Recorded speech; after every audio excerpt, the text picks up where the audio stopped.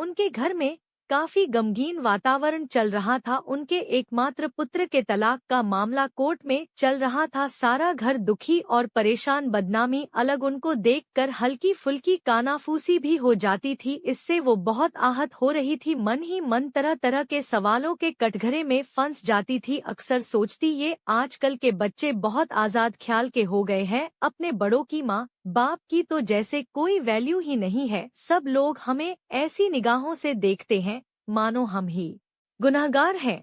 दूसरे ही क्षण वो स्वयं को कोसने लगती, तू ही सबसे बड़ी अपराधिनी है क्या?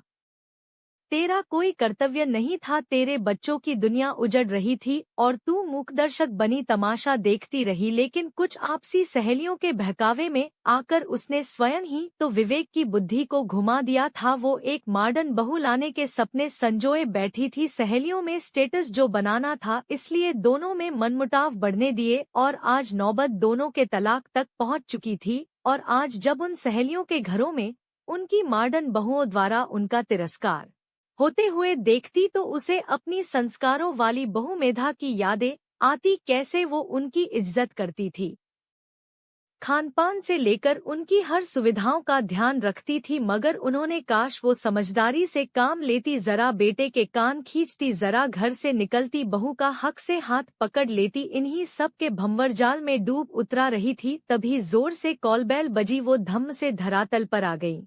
अरे रामलाल, देखना तो कौन है? उनकी बात उनके गले ही में अटक गई और मेघा दौड़कर उनके गले लग गई। वो अविश्वास भरी आंखों से उसे लगातार देखे जा रही थी।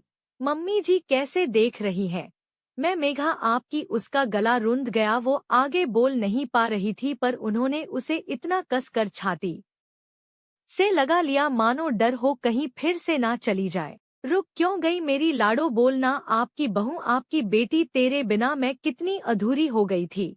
पर मम्मी, कल कोर्ट में आखिरी फैसला हो जाएगा, फिर हमारी राहें अलग। पर एक बात बताइए, आप मेघा को प्यार करती थी या अपने विवेक की पत्नी को? दिल पर हाथ रखकर सही बोलिएगा बेटा।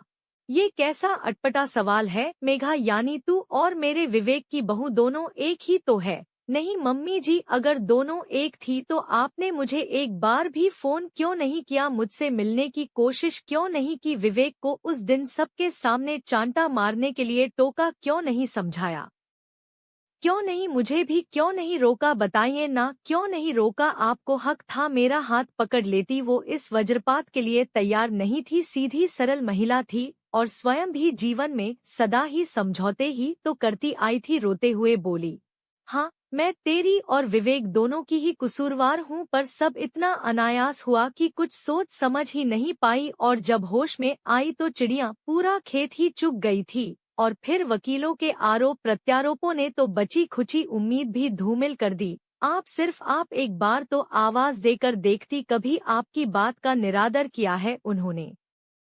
अपना आंचल उसके सामने फैला दिया। हो सके तो अपनी इस नासमझ माँ को क्षमा कर दे, एक मौका और देकर अपना घर बचा ले। ये घर तेरा है और तेरा ही रहेगा। उसने दौड़कर उनके आंचल की छाव में आंखें मूंद ली, पर कनखियों से विवेक को भी अपने आंसू पोंछते देख लिया था।